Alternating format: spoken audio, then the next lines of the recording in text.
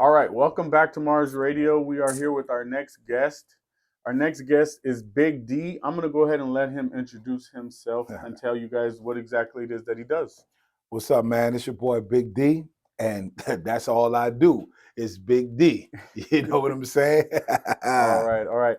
So, tell people a little bit about some of the things that you're doing currently, and then we'll get into your early life. Well, currently, I don't know what it is I do.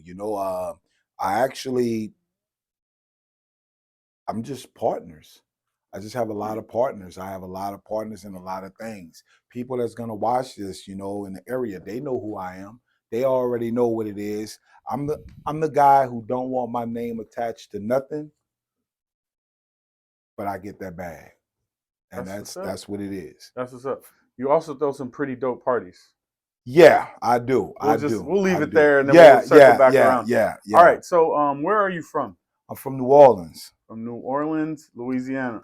New Orleans. And what is something about New Orleans or Nolans that comes to mind when you think of home? I think of home, Yeah. history. Elaborate History. on that a little bit. Because a lot of people they always think New Orleans is just Bourbon Street. The Mhm. cold part about it is you don't know why you go to Bourbon Street. The reason why you go to Bourbon Street is because I'm 40, I'm 42. So in the 90s, I was able to drink alcohol at the age of 18.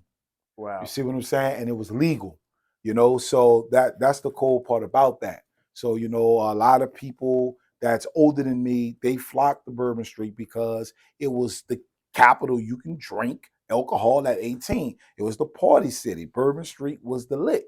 And, that's just what it is and what it was. And still to the day, like they say, when you're from New Orleans, you're a bartender at 5, you're alcoholic at 12. Oh, wow. All right. Tell people a little bit about what it's like growing up in New Orleans. Um, I would say it's like anywhere, but I'm not from the hood. You know what I'm saying? Right. I'm not from no project. You know what I'm saying? I didn't grow up poor. I didn't grow up without a daddy or a mama. I grew up in a a nice neighborhood. Unfortunately, your nice neighborhoods in New Orleans were that's where your problems were. You obviously you have your black cops, your black judges, your black mayor, you have your black politicians. I've seen all that. You have your black millionaires, you have your black crackheads, you have your black heroin addicts. You got So black everything. you got black everything. So I've seen it, Right. black everything. So Right. like I say, I didn't grow up in the hood. Now, when I wanted to, I could just go there Right. Of course. because some of my friends may be from there from high school or from junior high. You weren't sheltered from it or nothing. No, I wasn't sheltered from it. I have family. Everybody got somebody that's fucked up in their family. You know what I'm saying? So that's just what it was. Unfortunately, my parents, my father, he sheared us away from that. You know what I'm saying? Hell He yeah, took that's us. He dope. took us away from that. He worked his ass off. Yeah. He did what he had to do to make sure we had. That's the plan, ain't it? That's always the plan until this day. Right. The house been paid off since 1965. That house in my name right now. There you go. So that's just what it is, So man. you grew up with both parents. I grew up with both parents. So how was it when you used to hang out with your friends?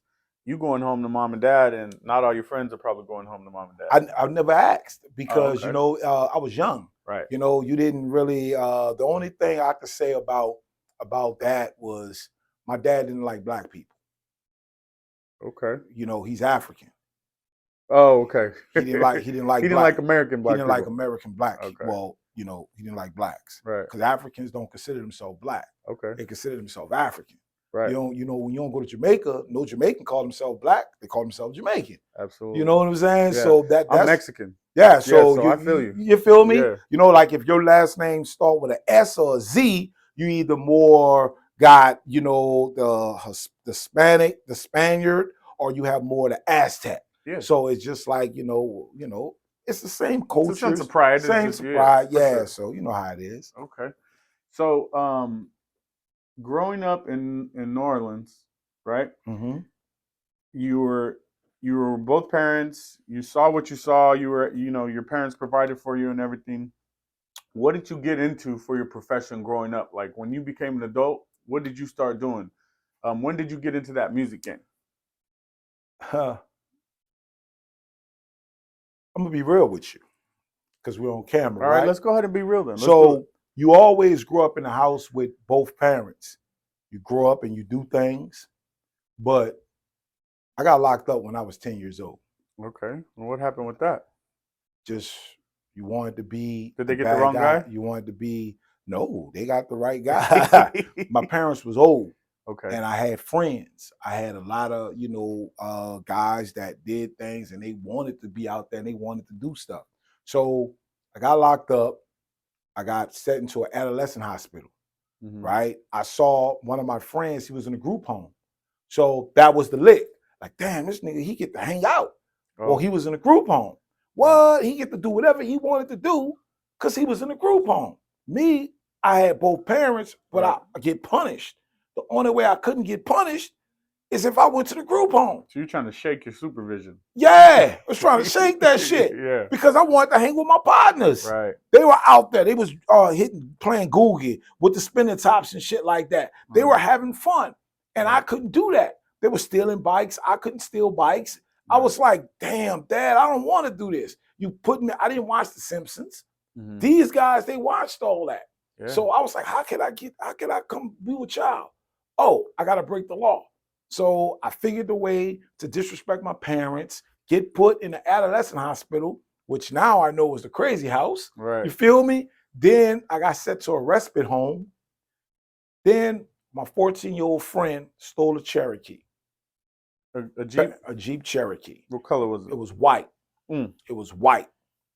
Okay, I could call my boy right now. He'll tell you live on air. We believe you. Yeah, you know what I'm saying? It's 20-some years ago. We got shot up in it. Well, I didn't get shot, but it got shot up. You guys got shot at? Yeah, because we didn't know how to turn the lights on. Mm. You know, you drive in the daytime, you don't need lights. But you drive at night, you need lights. Right. So we drive and we hit the lights, they lit the car up. For sure. So same neighborhood, you know, I was like, oh, damn. So we ended up going to jail, man. And I got sent to the group home and I realized I want to go home. Oh, that you realized it wasn't for you. It wasn't for me, man. So all this hanging out wasn't all it was cracked up to be, huh? Nah, it wasn't, bro. It wasn't. So I end up disrespecting the judge and got sentenced to 85 months. Oh shit. For 7 years, man. I got locked up June 3rd, 1991, came home August 20th, 1998. You did 7 years. 7 years, bro. I actually got sentenced to from June 3rd, 1991 to April 24th, 1999. So they released me 6 months early. So 6 months early is August 20th, Right. 1998. Yeah, and you'll probably never forget all those dates you just said, huh? No, I'll never forget it. Right. But I was doing your weekends, like I was in like boot camps. So I was being released and shit like that, but I was causing problems because when you're incarcerated and you're not a criminal, you're the best criminal because you know how to get away with murder. Absolutely. You see what I'm saying? Yeah. You can't lock a person up who never robbed nobody and listen to all these cats. Man, I robbed this dude over here. Like, how you get caught? But you just told me you robbed him. So you told her, you told them. That's how you in here. Yeah. So now I knew. So when I got released into group homes, you got to remember a lot of music and stuff started popping up. A lot of things started popping up. And then that's when dudes started coming to jail and like, oh man, I seen you about 2-3 times in here. You know, bam, man. Start getting familiar. Started getting familiar and the right person came in. Where were you locked up at? I was locked up in LTI. It's called Louisiana Training Institutes. Oh, so I did all 4 of them. Is that what part of Louisiana is that? The It's all over. So Oh, you had 4. You had Bridge City, which was right outside New Orleans. Scotlandville LTI, which is Baton Rouge. You had LTI Monroe, and they had another one, which was Tallulah, which is called Tallulah. And how was it being locked up? It was cool, man, because it taught you when you're a juvenile, it teaches you how to be a man. You know, it prepares you for the street. And, you know, you think about it, when you were in the 90s, there's just a lot of dudes dying. So if you were able to make it out alive in the 90s and be able to tell these stories, salute. You know what I'm saying? All right. So you get out at 98. Mm-hmm. Okay, so 98. When were you when you were inside? Is that when you started getting involved with music, or when did you start getting Yeah, in? yeah. When I was inside, I started just you know, writing What because was it that's about music that navigated you towards it? just hearing dudes rap. Hmm. Hearing dudes rap, you know what I'm saying? Every day we used to throw concerts and shit. And we'll hit on the bunks, we'll make beats, you know what I'm saying, For like sure. this, you know. And it was some of the coldest beats. When you Right. know what I'm saying, like you remember the grinding beat, Yeah. boom, you know what I'm From the saying? That's clips. the clips. Yeah. So that's all it was, you know, jailhouse stuff. Right. And you had your best rappers as incarcerated. Okay. So did they are the ones inside there with you the ones that kind of let you know that you're talented?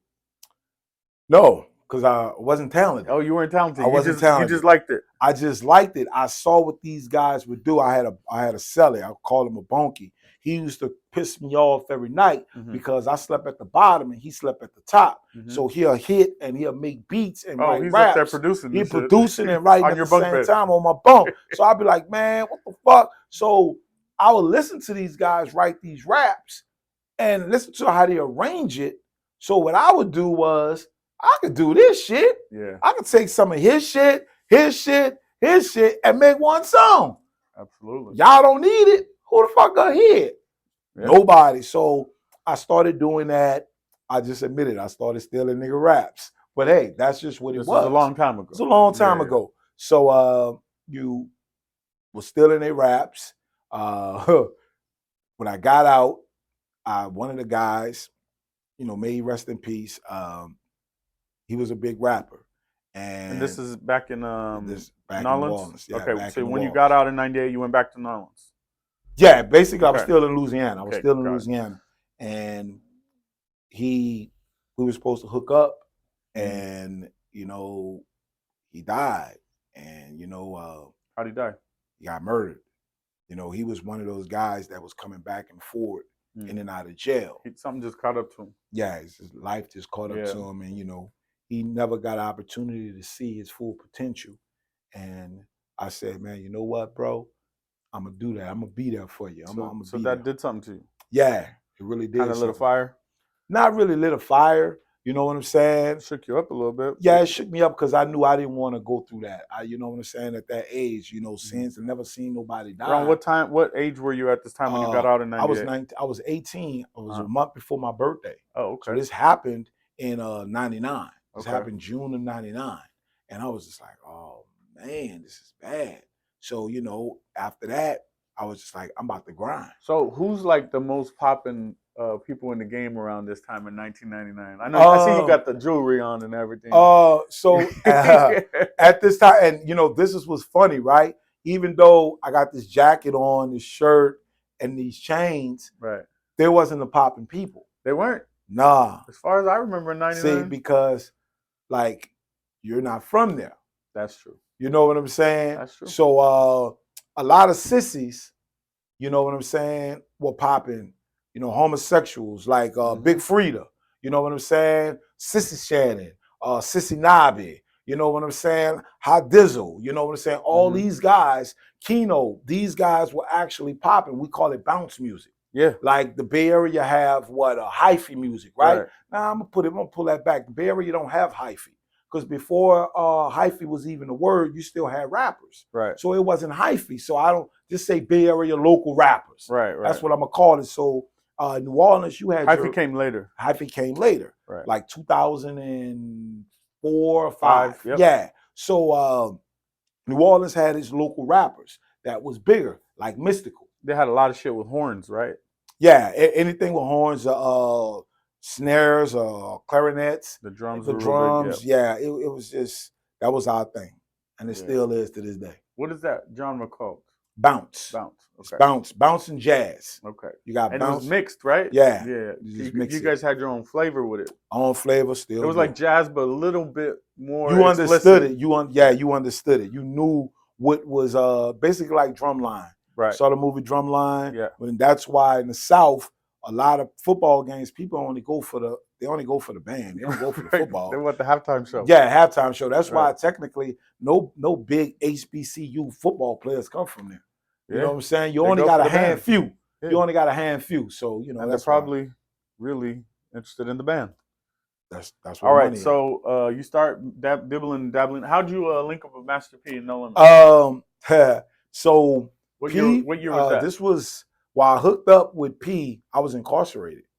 You went back in. No, this was in the 90s. okay. Yeah, this was in the 90s. Okay. So you had a lot of guys coming in and out. You had guys coming in and out. So what was happening was you had rappers, they were already doing their thing. But cats will go to jail. And when they go to jail, they got names. They got names for themselves. So we called it Max. You know, some people call it PC, right? Right. So if you're from the third wall, you know what I'm saying? They didn't put you in on a tier with niggas from the 11th wall. Right. And like one of Juvenile biggest songs, he says, I'm the tear up and I run the dome. It says, follow me now if you won't get on. I'm the tear up and I run the dome. Okay. Meaning the deputies, they don't run it. The big dude, he runs the jail. Yeah, He every dorm has a shot caller in there. Shot caller, yeah. So see, out here you call it shot caller or a person that have the keys, the head of the house. The head of the house. Down there, it's the tier up because it's a tier. Okay, you know what I'm saying? Yeah. So that's how it. You ran it, or you're saying one of the rappers? No, one of the rappers. I ran my tier. Right. At the years that I was in. Right. You know what I'm saying? I ran mine because I was the dude from my area. Right. And I was locked up the longest. Right. That's just basically if you wasn't going nowhere, yeah. you did it. So and it wasn't nothing, you know. Right. Niggas didn't have money, you know what I'm right. saying? What, $50? Right. Everybody on a tier had, you know, because we were juveniles. Yeah. There wasn't no money in there at that time. So it was just like I say, whoever was there the longest and you wasn't going home, they just basically gave you an extra milk and an extra scoop. That's all it was. Right. So when the rappers came in, they met you? Yeah, because they already know. Like I say, I see them coming in and out, in and out. So, you know, I was in the kitchen, you know, we'll bring food to every tier and, you know, we'll let it go. And then it's like, hey, man, we're like, oh, so-and-so. Oh, what's up, dog? I heard your song. Whoa. I said, nigga, when I get out of here, I'm going to manage you, dog. When I get out, I'm going to be there. And they'll be like, all right. So word got back to P while you were still inside? Yeah. Okay. Yeah, it got back. And I didn't really get visits. I really didn't get no visits. And I just started getting money on my commissary. Okay. And I was like, what the fuck? That was a little weird, huh? It was weird. Yeah. You know what I'm saying? Not that you minded, but it was weird. Yeah. and the reason why, like, you go backtrack, my dad didn't believe in music. No, giving me money. Okay. Because I disrespect him. Oh, got it. You know, he was like, you want to be a grown man? You made grown man decisions. Here's a grown man choice. Now you choose to be in here. Now you choose to be a man. Now be a man and take care of yourself. I agree with that. Yeah. Do you agree with that? Now do you? Now that I'm a father, okay. Yes, I agree with it. You know, before I had kids, it's like, this nigga tripping. Hey, that was kind of fucked up. It was kind of fucked up, yeah. But now you're like, hey, low key, that's a conversation you might have to have with yours. Yeah, exactly. Right. So I got I started getting visits. I was like, man, I'm getting a fucking visit. Who was visiting you? One of my boy's sister. And I was just like, God damn, man, like, what you visiting me for? She said, hey, my brother want, when you get out, he want to work with you. I was like, okay. So I was like, who is he? Well, I heard that you the man, you the guy in here. And I was like, I'm not the guy, but I would line up guys. Right. I'll be like, now we call it freestyling, right? So I say, oh man, this nigga from the third wall, he can beat you in rapping. This nigga right here from the fourth wall, he could beat you in rapping. Look at you was promoting shows back then. Yeah. So I was crossing cats against each other, not to cross them against each other, but to put on a good concert. Yeah. So when I putting this shit on, the guy Christopher Dorsey, you know what I'm saying? He's in the tier up, you know, and he's on the tier, and we had a warden. His name was Keedy Bo. He was the captain. His name was Keedy Bo.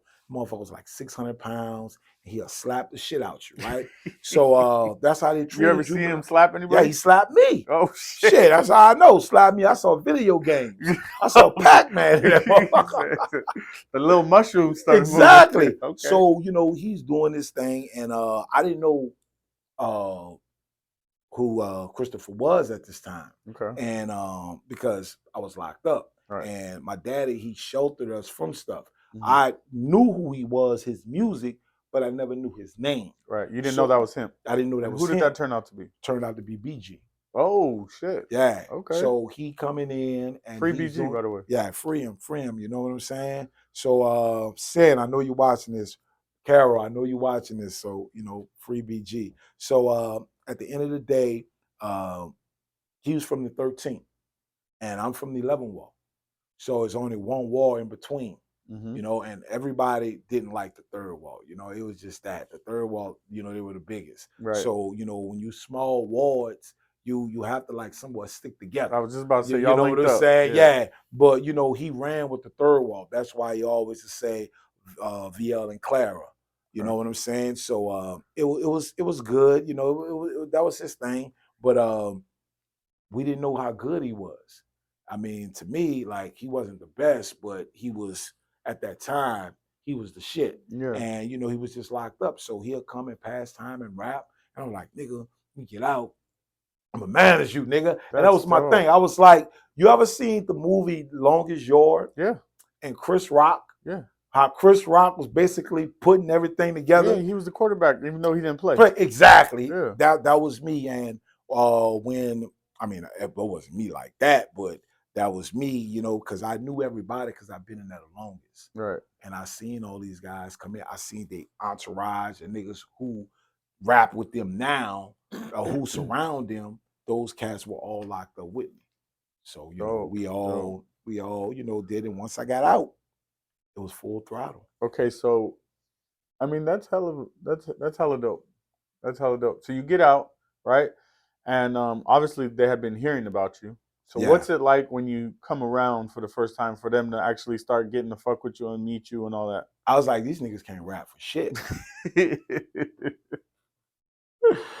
You weren't cocky. No, I couldn't rap. That was my thing. But when you in jail and you hearing all these niggas, come on, man. We all know, you know what I'm saying? Cats on that. This is what they say. It's raw in jail. Yeah, it's raw. And No Limit at one time, everybody laughed. Yeah. Everybody laughed. You know what I'm saying? Yeah. But look who got the last laugh. See what I'm saying? So P, he started putting on because you had the West Coast guys. Right. And this was the biggest problem. Well, hold on. When you got out and you linked up with them before you came to California, you were still in New Orleans. Yeah, I was still in New Orleans. So why did you come to California? I came to California because me and a guy I had signed with what's this dude name? DreamWorks. It was DreamWorks will work. It was DreamWorks. Okay. His name got end up fuck. Damn it. I hate when that happens. You were saying it before. Yeah. So it was DreamWorks and we were trying to do a production deal. Was P already in Richmond? Nah, P was in what's that? It's not Hollywood.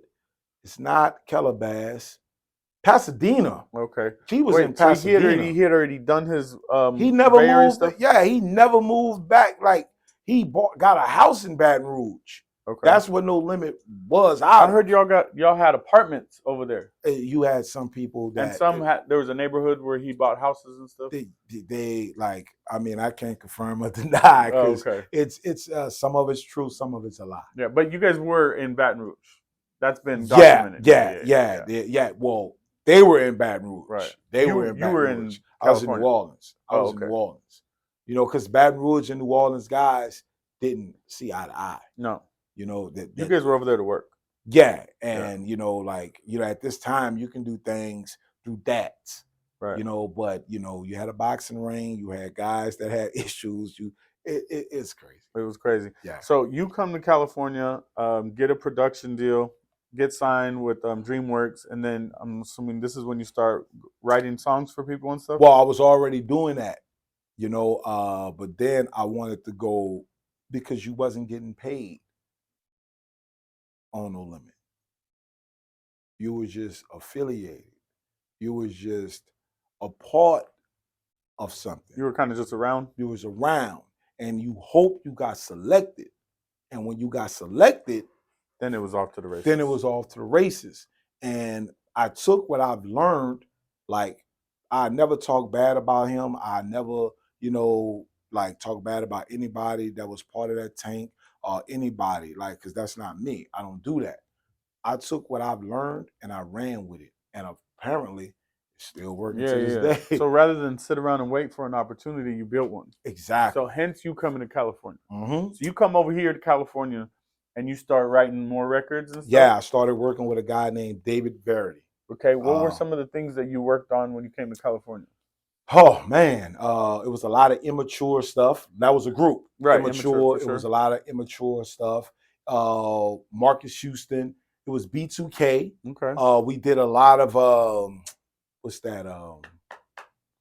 At this time, when you ghost wrote and you wrote something for somebody, you technically you had to rap it, you had to sing it, you had to produce it, and they will go in the studio and they will mimic Right, everything that you did. right, And that's why, like, a lot of people is called ghostwriters, because a lot of people, you wasn't getting your credit for a lot of things. You know right. what I'm saying? Because that would ruin the image of the artist. Exactly. It's similar to like Drake and Quentin Miller, how the actual ones came out of Quentin Miller and it sounds exactly like the final product that Drake rapped. Yeah, but see, the If thing that comes is, out, it ruins the. it ruins That's why you your, guys stay in the background. yeah. But when Okay. you're a singer, nobody says nothing about it. Nobody says shit. Nobody says nothing. Beyonce don't write nothing. Right. You know what I'm In saying? fact, the ghostwriters for the singers get glorified. Oh, that's who you need to go to for the hit. And they Exactly. let everybody know Dream wrote this. So and so wrote this. Neo, Dream and Neo, they Yeah. wrote this. You see what I'm saying? That's Yeah. why Dream is called Radio Killer. Right. You know what I'm saying? Yeah. So it's like it was just ass backwards. Mhm. But we were getting paid, and shout out to my man Juice, Joshua. He was a part of that too. He was a part of that. It was a three-man monster. It was Devontae. He was on the keys. He was on the production. We all was all in production, but we'll emphasize like, yo, man, put some horns in that. So we always getting our issue. Right. I check my portal all the time. I mean, I don't know if you know what the portal is Yeah. for from Empire. You know what I'm Yeah, saying? for I sure. check that portal. That check comes. I got it bookmarked on my. Yeah, for I check sure. that portal, man, and I love it. Yeah. So and it's a lot of shit Yeah. that is sampled. That, you know what I'm saying? Like, hey, as long as the check come in, that's why I Right. said in the Yeah. beginning, I don't need my name Usually on get them nothing. Empire checks around the 12th. Uh, Bill.com will send you the email and let you know the I checks don't. coming. I don't even check the emails. I just know that motherfucker be in. And here's what's Direct funny. deposit. No, I get mine checked. I like mailbox money.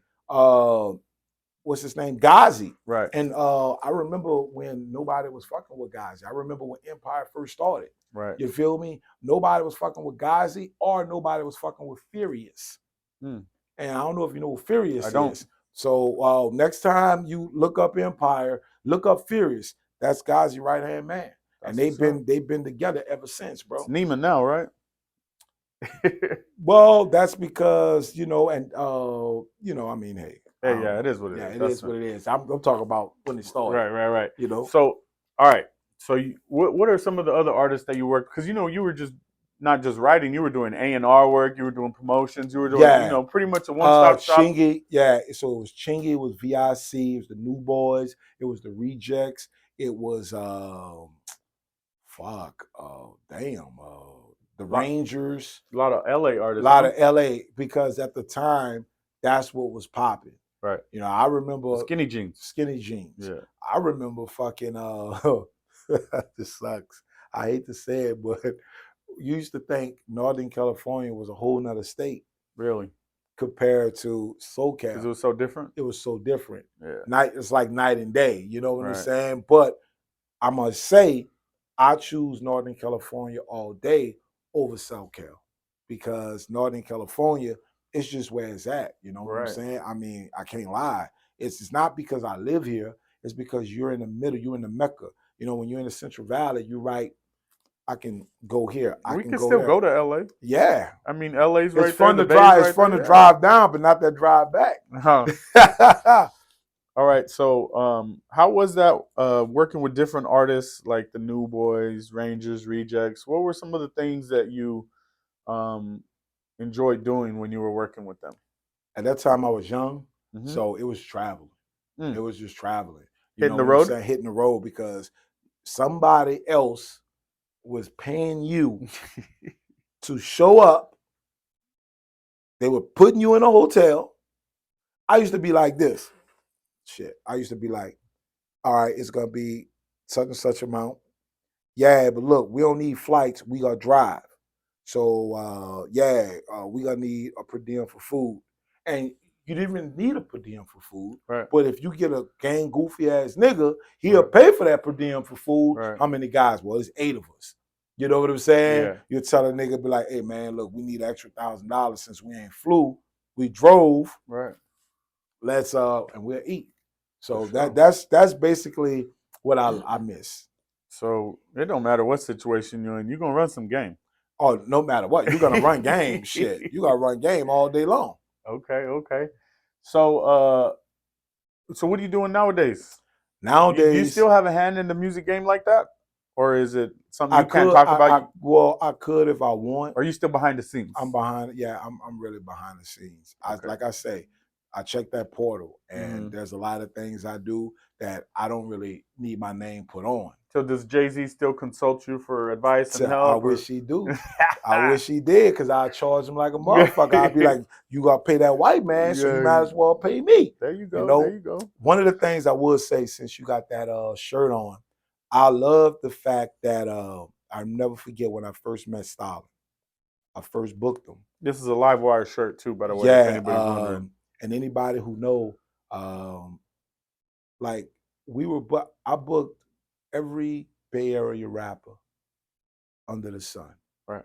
That when I came out here, and I remember when Live Wire started, I looked at it like, oh man, that's a movement. Mm-hmm. And I'm not saying that because you got the shirt on. I'm saying it because it's the truth. Mm-hmm. And to go back, because was just at the club, Friday for his birthday. And that dude we have booked him every year for his birthday. Yeah, every February, right? every January. And here's what I say. I remember him. I remember Filthy booking him when Filthy used to follow Stalin. Mm-hmm. You know what I'm saying? Because Stalin was the man. Right. Right? What's the dude name? My Nigerian. He changed his name. Lil Blood.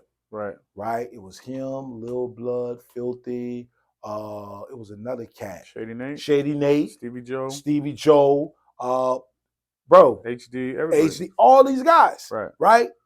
Booked them. All of them. Beat a Weeder. You know what I'm saying, bro? I'll show you my phone right now. I'll be like, that's Beat Weeder. That ain't this number no more. You know what I'm saying? This is how it went, bro. You know what I'm saying? And at my sports bar days, that was it. Like when that place opened up, bro, we were bringing everybody. Yeah. And we still are. Right. Like I seen people the other day, they was like, man, you still doing it?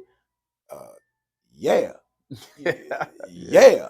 For sure. Yeah, I'm gonna do this when I'm 80 years old. My son gonna do this. Hell yeah. That's just what it is, man.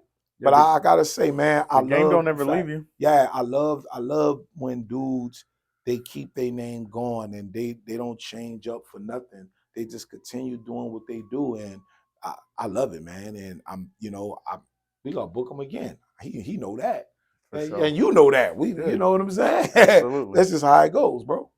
Definitely. Well, I mean, we covered a lot right now. What we're gonna do is we're gonna let you end off with some last words for your supporters, and we're gonna come back with part 2 in a couple weeks or something like that. I like the conversations. We might have to do this as an ongoing thing. Oh man, yeah, man. But talk to the people one last moment. All right, guys. So sort this out, right? So I know a lot of y'all gonna watch this, and a lot of y'all probably gonna hate. I love haters because here's why I love haters. While you hating, I don't pay a mortgage. And that's all I'm gonna say. All right, well, it's Mars Radio, Big D, and we out. We out.